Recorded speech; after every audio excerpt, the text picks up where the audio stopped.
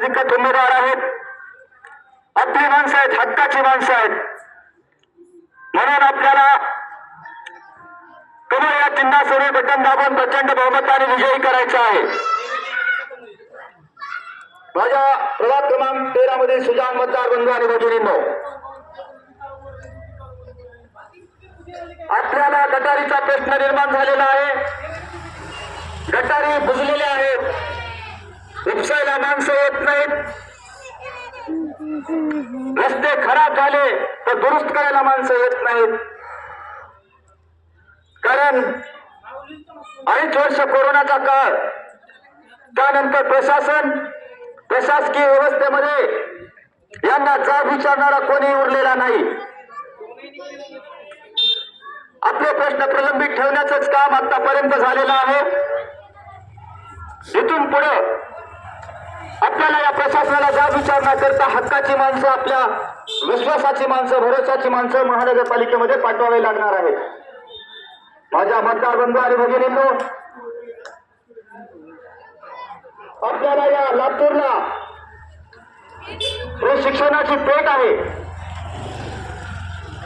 लातूर शहर शिक्षणासाठी बाहेरगावावरून मुलं होत असतात, मुली येत असतात.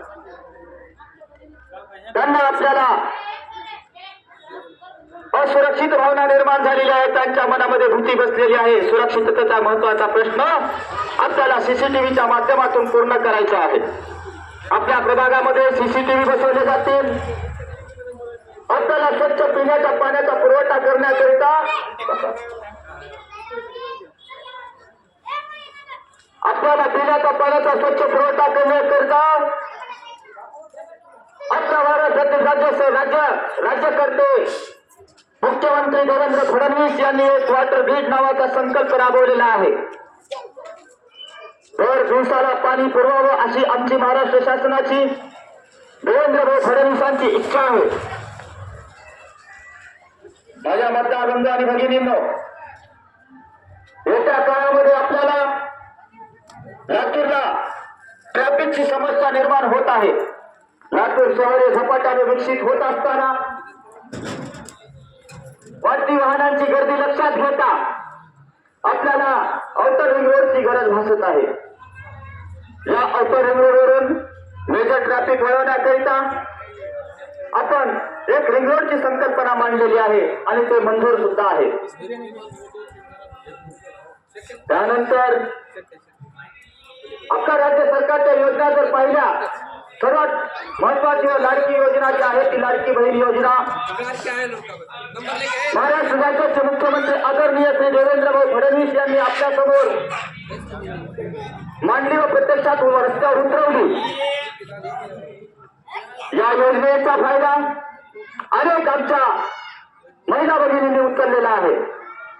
त्या लाडक्या बहीण योजना ही किती महत्वाची होती.